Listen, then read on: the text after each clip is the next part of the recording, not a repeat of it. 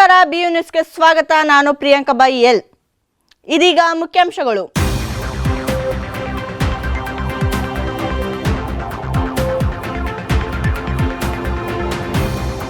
ಬೆಂಗಳೂರು ವಿಶ್ವವಿದ್ಯಾಲಯ ಕನ್ನಡ ಅಧ್ಯಯನ ಕೇಂದ್ರದಲ್ಲಿ GS ಶಿವರುದ್ರಪ್ಪ ಸ್ಮರಣೆ.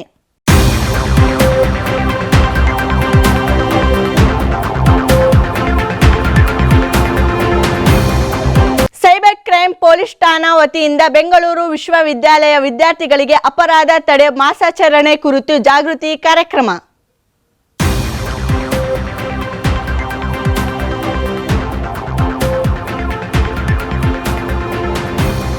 ಬೆಂಗಳೂರು ವಿಶ್ವವಿದ್ಯಾಲಯ ಜೈವಿಕ ವನದಲ್ಲಿ SIP ಸಂಸ್ಥೆಯಿಂದ ಪುನರ್ವನ ಉದ್ಘಾಟನಾ ಸಮಾರಂಭ.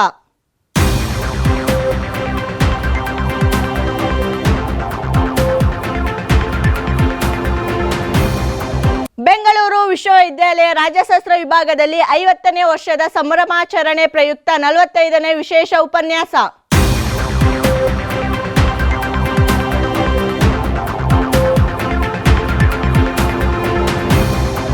ಬೆಂಗಳೂರು ವಿಶ್ವವಿದ್ಯಾಲಯ ಸಸ್ಯಶಾಸ್ತ್ರ ವಿಭಾಗದಲ್ಲಿ ಮೆಸೆಂಬ್ರಿಯಾ ಆಕ್ಸಿಲೋನ್ ಮಹಾಬಲೆ ಎಂಬ 20 ಮಿಲಿಯನ್ ವರ್ಷಗಳಷ್ಟು ಹಳೆಯದಾದ ಶಿಲಾರೂಪದ ಪಳೆಯುಳಿಕೆ.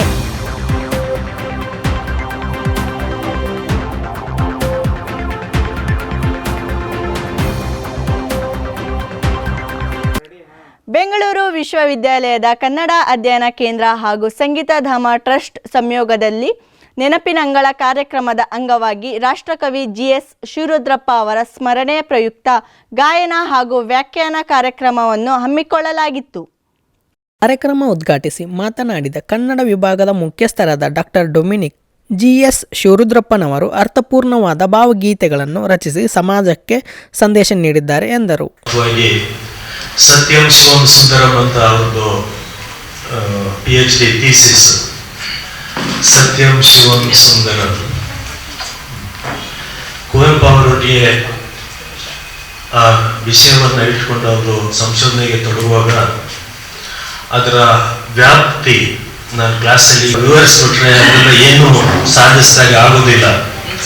ಅದಕ್ಕೆ ನಮ್ಮನ್ನೇ ನಾವು ಮುಖಾಮುಖಿ ಆಗಿಸ್ಕೊಂಡಾಗ ಆ ಪ್ರೆಸೆನ್ಸ್ ಅನ್ನ ನಾವು ಅನುಭವಿಸಬೇಕಾಗುತ್ತೆ ಅಂತ ನಾವೊಂದು ಉದಾಹರಣೆ ಮೂಲಕ ನಾನು ಒಂದು ಮಾತು ಹೇಳಿ ನಾನು ಮುಗಿಸ್ತೀನಿ.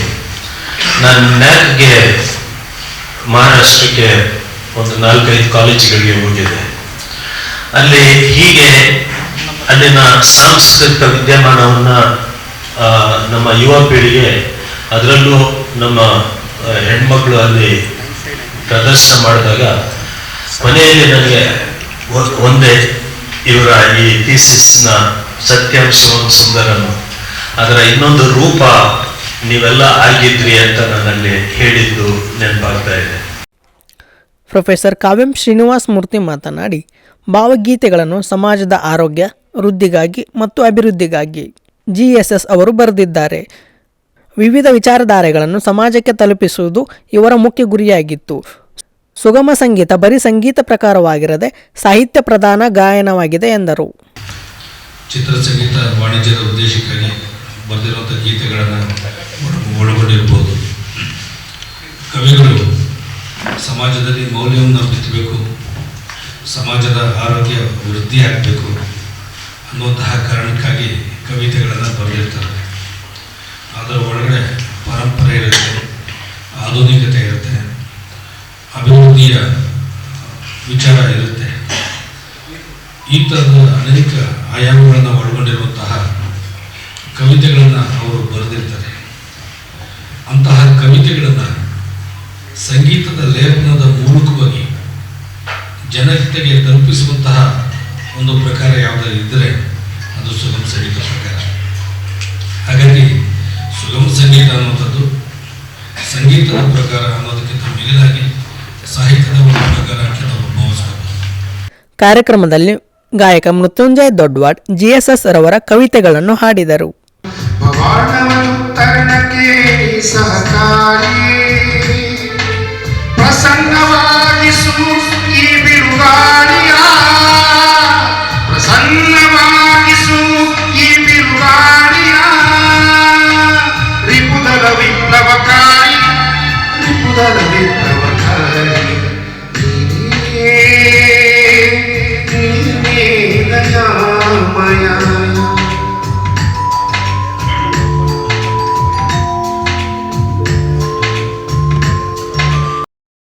ಕನ್ನಡ ಅಧ್ಯಯನ ಕೇಂದ್ರದ ಮುಖ್ಯಸ್ಥರಾದ ಡಾಕ್ಟರ್ ಡೊಮಿನಿಕ್, ಪ್ರಾಧ್ಯಾಪಕರಾದ doctor Kavyam Srinivasa Murthy, professor Chittayya Pujar, professor B Gangadhar, ಬೋಧಕೇತರ ಸಿಬ್ಬಂದಿ ಹಾಗೂ ವಿದ್ಯಾರ್ಥಿಗಳು ಭಾಗವಹಿಸಿದ್ದರು.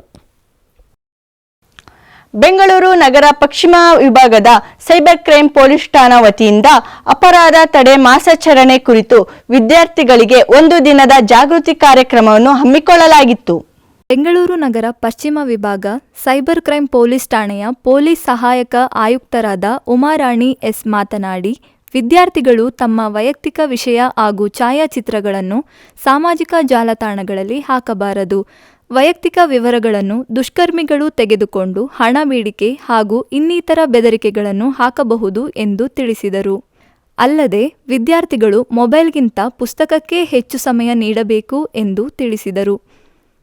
ಅಪರಿಚಿತರಿಂದ ಕರೆಗಳು ಹಾಗೂ ಸಂದೇಶಗಳಿಗೆ ಪ್ರತಿಕ್ರಿಯಿಸಬಾರದು ಮತ್ತು ಬ್ಯಾಂಕ್ ಸಂಬಂಧಿತ ಮಾಹಿತಿಗಳನ್ನು ಹಂಚಿಕೊಳ್ಳಬಾರದು ಎಂದು ತಿಳಿಸಿದರು. ಆನ್ಲೈನ್ ಬೆಟ್ಟಿಂಗ್ ಆ್ಯಪ್, ಟ್ರೇಡಿಂಗ್, ಮಾರ್ಕೆಟಿಂಗ್ಗಳಿಂದ ದೂರವಿರಿ ಎಂದು ಹೇಳಿದರು. ಜಾಸ್ತಿ ಸೈಬರ್ ಅಪರಾಧಗಳಿದೆ. ಸೊ ಮುಂದಿನ ಯಾವುದೇ ತರದಾಗಿ ಕ್ರೈಮ್ಗೆ ಒಳಗಾಗದೇ ಇರುವಂತಹ ಒಂದು ಜಾಗೃತಿ ಮೂಡಿಸಬೇಕು ಅಂತ. ಸೆಕೆಂಡ್ ಮೇನ್ ಉದ್ದೇಶ with regards to NDPS drugs ಬಗ್ಗೆ. ಸೊ ಎಲ್ಲ ಕಡೆ ಡ್ರಗ್ಸ್ ಹಂಚ್ತಾ ಇದ್ದಾರೆ ಮಾಹಿತಿ ಇದೆ. So police are doing maximum work to control the drugs. So ಅದಕ್ಕೋಸ್ಕರ ವೇದಿಕೆ, ಯಾಕಂದ್ರೆ ಎಲ್ಲ ಯೂಸ್ ತುಂಬಾ ಇದ್ದಾರೆ. ಆಮೇಲೆ ಈ ಕ್ಯಾಂಪಸ್ ಅಲ್ಲಿ ಜ್ಞಾನ ಭಾರತಿ ಕ್ಯಾಂಪಸ್ ಅಲ್ಲಿ ಮ್ಯಾಕ್ಸಿಮಮ್ ಯೂತ್ ಸಿಗ್ತಾರ ಅಂತ ಗೊತ್ತಾಗಿರೋದು. ಸೊ ಒಂದು ಪ್ರೋಗ್ರಾಮ್ ಮಾಡ್ಕೊಂಡಿದ್ದೀವಿ. So at least avoid consumption of drugs. ಯಾರಾದ್ರೂ ಬೇರೆ ಡ್ರಗ್ಸ್ ತಗೊಂಡ್ರೆ ಅಥವಾ ಬೇರೆ ಏನಾದ್ರು ತಗೊಂಡ್ರೆ ಅಟ್ಲೀಸ್ಟ್ ಪೊಲೀಸ್ಗೆ ಮಾಹಿತಿ ಕೊಡಿ, 112 ಅಥವಾ ನಿಯರೆಸ್ಟ್ ಪೊಲೀಸ್ ಸ್ಟೇಷನ್ಗೆ ಹೋಗಿ ಮಾಹಿತಿ ಕೊಡಿ. ಸೊ ಅಟ್ಲೀಸ್ಟ್ ಡ್ರಗ್ಸ್ ಸಪ್ಲೈ ಆಗೋದನ್ನ ಕಂಟ್ರೋಲ್ ಮಾಡ್ಬೋದು ಅಂತ ಈ ಉದ್ದೇಶ. ಬೆಂಗಳೂರು ಪಶ್ಚಿಮ ವಿಭಾಗದ ಸೈಬರ್ ಕ್ರೈಂ ಪೊಲೀಸ್ ಠಾಣಾಧಿಕಾರಿ ಸತೀಶ್ ಮಾತನಾಡಿ, ಸಾಮಾಜಿಕ ಜಾಲತಾಣಗಳಿಂದ ವಿದ್ಯಾರ್ಥಿಗಳು ಆದಷ್ಟು ದೂರವಿರಬೇಕು. ಸಾಮಾಜಿಕ ಜಾಲತಾಣಗಳು ವಿದ್ಯಾರ್ಥಿಗಳ ಜೀವನಕ್ಕೆ ಹೇಗೆ ಮಾರಕ ಎಂಬುದರ ಕುರಿತು ಮಾಹಿತಿ ನೀಡಿದರು. ಕಾರ್ಯಕ್ರಮದಲ್ಲಿ ಪೊಲೀಸ್ ಸಿಬ್ಬಂದಿ ಹಾಗೂ ಬೆಂಗಳೂರು ವಿಶ್ವವಿದ್ಯಾಲಯದ ಬೋಧಕೇತರ ಸಿಬ್ಬಂದಿ ಹಾಗೂ ವಿದ್ಯಾರ್ಥಿಗಳು ಭಾಗವಹಿಸಿದ್ದರು. ಬೆಂಗಳೂರು ವಿಶ್ವವಿದ್ಯಾಲಯದ ಜೈವಿಕ ವನದಲ್ಲಿ SIP ಸಂಸ್ಥೆಯಿಂದ ಹಣ್ಣಿನ ಗಿಡಗಳನ್ನು ನೆಡುವ ಮೂಲಕ ಪುನರ್ವನ ಉದ್ಘಾಟನಾ ಸಮಾರಂಭವನ್ನು ಆಯೋಜಿಸಲಾಗಿತ್ತು. SIP ಸಂಸ್ಥೆಯ ರಾಜ್ಯ ಮುಖ್ಯಸ್ಥರಾದ ನರೇಂದ್ರ ಮಾತನಾಡಿ, ಅಳಿವಿನಂಚಿನಲ್ಲಿರುವ ಮರಗಳನ್ನು ಉಳಿಸಬೇಕು. ಆದುದರಿಂದ ಈ ಕಾರ್ಯಕ್ರಮವನ್ನು ಹಮ್ಮಿಕೊಂಡಿದ್ದೇವೆ. ಈ ಜೈವಿಕ ವನದಲ್ಲಿ ಮಿಯಾವಾಕಿ ಕಾಡು ಬೆಳೆಸುವ ಉದ್ದೇಶ ನಮ್ಮದು. ಈ ಕ್ರಮದಿಂದಾಗಿ ಕಡಿಮೆ ಭೂಪ್ರದೇಶದಲ್ಲಿ ಅತಿ ಹೆಚ್ಚು ಗಿಡಗಳನ್ನು ನೆಡುವ ಮೂಲಕ ಅಂತರ್ಜಲ ಮಟ್ಟವನ್ನು ಹೆಚ್ಚಿಸುತ್ತದೆ. ಪ್ರಸ್ತುತ 3,000 ಗಿಡಗಳನ್ನು ಬೆಂಗಳೂರು ವಿಶ್ವವಿದ್ಯಾಲಯದ ಆವರಣದಲ್ಲಿ ನೆಟ್ಟು ಬೆಳೆಸಲಾಗುವುದು ಎಂದರು. ಈ ಕಾರ್ಯಕ್ರಮದಲ್ಲಿ SIP ಸಂಸ್ಥೆಯ ವಿದ್ಯಾರ್ಥಿಗಳು ಹಾಗೂ ಶಿಕ್ಷಕರು ಭಾಗವಹಿಸಿದ್ದರು. ಬೆಂಗಳೂರು ಯೂನಿವರ್ಸಿಟಿಲೇ ನಮಗೆ ಜಾಗ ಕೊಟ್ಟರು. ನಮಗೆ ಅರ್ಧ ಎಕರೆ ಜಾಗ ಸಿಕ್ಕಿದೆ. ಆದರೆ ಇದರಲ್ಲಿ ನಾವು ಸುಮಾರು 10,000 ಚದರಡಿನ ರೋಡು ಮತ್ತು ಸ್ವಲ್ಪ ಜಾಗ ಎಲ್ಲ ಬಿಟ್ಕೊಂಡಿದ್ವಿ. ಮಿಕ್ಕಿದ 10,000 ಅಡಿ ಜಾಗದಲ್ಲಿ ನಾವು 3,000ಕ್ಕೂ ಹೆಚ್ಚು ಸಸಿಗಳನ್ನ ನೆಟ್ಟಿದ್ದೀವಿ. ಸೊ ಇದಕ್ಕೆ ನೀರು ಕೂಡ ಉಣಿಸಲಾಗುತ್ತೆ. ಏನಪ್ಪ ಅಂತ ಹೇಳಿದ್ರೆ ಕಾನ್ಸೆಪ್ಟು ಅತಿ ಚಿಕ್ಕ ಜಾಗದಲ್ಲಿ ಹೆಚ್ಚು ಒಂದು ಗಿಡಗಳು ನೆಡುವಂಥದ್ದು. ಸೊ ಈಗ ನಮಗೆಲ್ಲ ಗೊತ್ತಿದೆ, ನಗರಗಳಲ್ಲಿ ಈಗ ಜಾಗ ಕೂಡ ಕಮ್ಮಿ ಆಗ್ತದೆ. ಆದಷ್ಟು ಎಷ್ಟು ಜಾಗ ನಮಗೆ ಸಿಗುತ್ತೋ ಅದರಲ್ಲಿ ಹೆಚ್ಚು ಮರಗಳು ನೆಟ್ಟು ಈ ಥರ ಒಂದು ಕಾನ್ಸೆಪ್ಟ್ನ ಶುರು ಮಾಡಿದ್ದೀವಿ. ಇದು ಚೆನ್ನಾಗಾಗುತ್ತೆ ಅಂತ ನಮ್ಮಲ್ಲಿ ತುಂಬ ಭರವಸೆ ಇದೆ. ಬೆಂಗಳೂರು ವಿಶ್ವವಿದ್ಯಾಲಯದ ರಾಜಶಾಸ್ತ್ರ ವಿಭಾಗದಲ್ಲಿ 50ನೇ ವರ್ಷದ ಸಂಭ್ರಮಾಚರಣೆ ಪ್ರಯುಕ್ತ 45ನೇ ಕಾರ್ಯಕ್ರಮವನ್ನು ಹಮ್ಮಿಕೊಳ್ಳಲಾಗಿತ್ತು. ಸಮಗ್ರ ಆರೋಗ್ಯ ಮತ್ತು ಸ್ವಾಸ್ಥ್ಯ ಕುರಿತು ಸರ್ಕಾರಿ ಕಲಾ ಕಾಲೇಜಿನ ಪ್ರೊಫೆಸರ್ ಗಿರೀಶ್ ಎನ್ ಅವರು ವಿಶೇಷ ಉಪನ್ಯಾಸ ನೀಡಿದರು.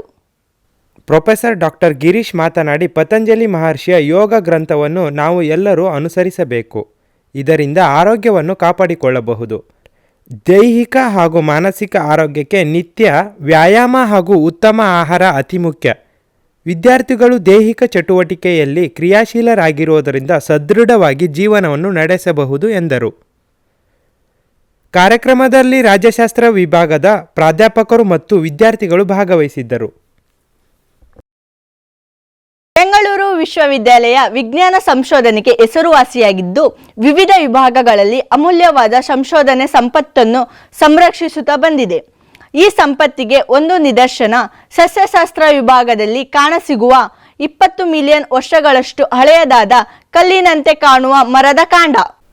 ಬೆಂಗಳೂರು ವಿಶ್ವವಿದ್ಯಾಲಯದ ಸಸ್ಯಶಾಸ್ತ್ರ ವಿಭಾಗ ಮುಖ್ಯಸ್ಥರಾದ ಪ್ರೊಫೆಸರ್ HR ರವೀಶ್ ಮಾತನಾಡಿ 1982ರಲ್ಲಿ ಸಸ್ಯಶಾಸ್ತ್ರ ವಿಭಾಗದ ಪ್ರೊಫೆಸರ್ ನಂಜುಂಡೇಗೌಡ ಅವರು ಸಂಶೋಧನೆ ಮಾಡುವಾಗ ತಮಿಳುನಾಡಿನ ತಿರುವಕರೈ ನದಿಯ ಬಳಿ ಶಿಲಾರೂಪದ ಮರದ ಕಾಂಡವನ್ನು ಪತ್ತೆ ಹಚ್ಚಿದರು. ಆ ಕಾಂಡವನ್ನು ಸಸ್ಯಶಾಸ್ತ್ರ ವಿಭಾಗಕ್ಕೆ ತಂದರು. ಈ ಮರದ ಕಾಂಡದ ಹೆಸರು ಮೆಸಿಂಬ್ರಿಯಾಕ್ಸಿಲೋನ್ ಮಹಾಬಲಿ. ಮೆಸಿಂಬ್ರಿಯಾಕ್ಸಿಲೋನ್ ಎಂಬುದು ಸಸ್ಯದ ಹೆಸರಾಗಿದ್ದು, ಮಹಾಬಲಿ ಎಂಬುದು ಭಾರತದ ಪ್ರಸಿದ್ಧ ಸಸ್ಯಶಾಸ್ತ್ರಜ್ಞರಾದ ಮಹಾಬಲಿಯರದ್ದಾಗಿದೆ. ಪ್ರಸ್ತುತ ಈ ಸಸ್ಯಕ್ಕೆ 20 ಮಿಲಿಯನ್ ವರ್ಷವಾಗಿದೆ. ಇನ್ನು ಮೆಸಿಂಬ್ರಿಯಾಕ್ಸಿಲೋನ್ ಮಹಾಬಲಿಯನ್ನು ಸಸ್ಯಶಾಸ್ತ್ರ ಅಧ್ಯಯನ ಭಾಗವಾಗಿ ಸಂಶೋಧನೆ ಮಾಡುವ ಉದ್ದೇಶದಿಂದ ವಿಭಾಗದಲ್ಲಿ ಇರಿಸಲಾಗಿದೆ. ನೋಡಲು ಕಲ್ಲಿನಂತೆ ಕಾಣುವ ಮರದ ಕಾಂಡಕ್ಕೆ ಯಾವುದೇ ರೀತಿಯ ರಾಸಾಯನಿಕವನ್ನು ಬಳಸದೆ ಹಾಗೆ ಉಳಿಸಿಕೊಂಡು ಬಂದಿರುವುದು ಇದರ ಪ್ರಮುಖ ವಿಶೇಷತೆಯಾಗಿದೆ. ಇದರ ಸಣ್ಣ ಸಣ್ಣ ತುಂಡುಗಳನ್ನು ಸಸ್ಯಶಾಸ್ತ್ರದ ವಸ್ತು ಸಂಗ್ರಹಾಲಯದಲ್ಲಿ ಸಂಗ್ರಹಿಸಿಡಲಾಗಿದೆ. ಅಂತ ಹೇಳಿದೆ, ಆ ಪೆಟ್ರಿಫೈಡ್ ವುಡ್ಡಲ್ಲಿ ಅಲ್ಲಿ ಕಂಪ್ರೆಸ್ ಆಗೋದಿಲ್ಲ. ಸೊ ಅದರಲ್ಲಿ ನಾವು ಆರ್ಗ್ಯಾನಿಕ್ ಮ್ಯಾಟರ್ ಅಂತ ಇರುತ್ತೆ ನಮ್ಮ ಇದರಲ್ಲಿ ಪ್ಲಾಂಟಲ್ಲಿ. So organic matter is replaced by the minerals ಎಲ್ಲ ತುಂಬಿಟ್ಟು, ಸೊ ಆ್ಯಸ್ ಇಟ್ ಈಸ್ ನೀವು ಅದು tree trunk actually tree trunk ಇರೋದು ಆ್ಯಸ್ ಇಟ್ ಈಸ್ ಹಂಗಿರುತ್ತೆ. ಸೊ ಮೀನ್ಸ್ ಅದು ಮಿನರಲ್ಸ್ ಎಲ್ಲ ಡೆಪಾಸಿಟ್ ಆಗಿಬಿಟ್ಟು, so there is no changes in the cell structure. ನೀವು ಅದನ್ನು ಸೆಕ್ಷನ್ ತೆಗೆದ್ರೆ, ಅದನ್ನು ಕಟ್ ಮಾಡಿ ಸೆಕ್ಷನ್ ತೆಗೆದಾಗ ನಮ್ಮ ಪ್ಲಾಂಟಲ್ಲಿ ಏನಿದೆ ಅದೇ ಸೆಕ್ಷನ್ಸು ಅದರಲ್ಲಿ ಇರುತ್ತೆ. ಅಂದರೆ ಸೊ ಪ್ಯಾರಂಕೈಮಾ ಸೆಲ್ಸ್ ಇರುತ್ತೆ, ಝೈಲಮ್ಸ್ ಟಿಶ್ಯೂ, ಮೆಡುಲರಿ ಸೆಲ್ಸು. ನಾವು ಪ್ಲಾಂಟ್ ಟಿಶ್ಯೂನಲ್ಲಿ ಏನಿರುತ್ತೆ, ಅಥವಾ ನೀವು ನಾಟ್ ಓನ್ಲಿ ಪ್ಲಾಂಟ್ ಅನಿಮಲ್ ಆ ಥರ ಪೆಟ್ರಿಫೈಡ್ ಥರ ಆದರೆ ಅನಿಮಲ್ ಅದನ್ನು ಸೆಕ್ಷನ್ ತೆಗೆದಾಗ ಅನಿಮಲ್ ಬಾಡಿನಲ್ಲಿ ಏನೇನಿರುತ್ತೆ ಅದೇ ಥರ ಇರುತ್ತೆ. ಮತ್ತೊಮ್ಮೆ ಮುಖ್ಯಾಂಶಗಳು.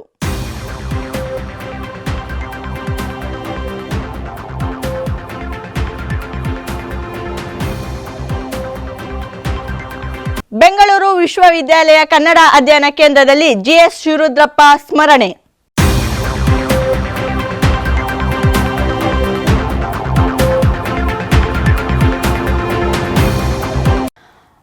ಸೈಬರ್ ಕ್ರೈಮ್ ಪೊಲೀಸ್ ಠಾಣಾ ವತಿಯಿಂದ ಬೆಂಗಳೂರು ವಿಶ್ವವಿದ್ಯಾಲಯ ವಿದ್ಯಾರ್ಥಿಗಳಿಗೆ ಅಪರಾಧ ತಡೆ ಮಾಸಾಚರಣೆ ಕುರಿತು ಜಾಗೃತಿ ಕಾರ್ಯಕ್ರಮ.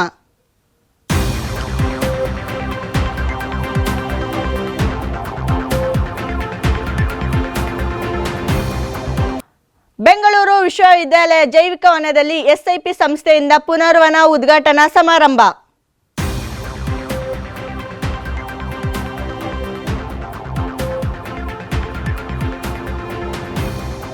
ಬೆಂಗಳೂರು ವಿಶ್ವವಿದ್ಯಾಲಯ ರಾಜ್ಯಶಾಸ್ತ್ರ ವಿಭಾಗದಲ್ಲಿ 50ನೇ ವರ್ಷದ ಸಂಭ್ರಮಾಚರಣೆ ಪ್ರಯುಕ್ತ 45ನೇ ವಿಶೇಷ ಉಪನ್ಯಾಸ.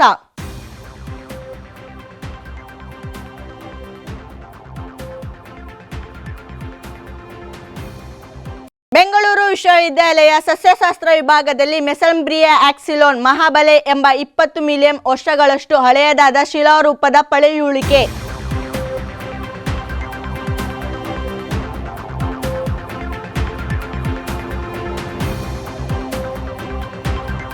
ವಾರ್ತಾ ಪ್ರಸಾರ ಮುಕ್ತಾಯವಾಯಿತು. ವಾರದ ಸುದ್ದಿಗಾಗಿ ನೋಡ್ತಾ ಇರಿ BU ನ್ಯೂಸ್.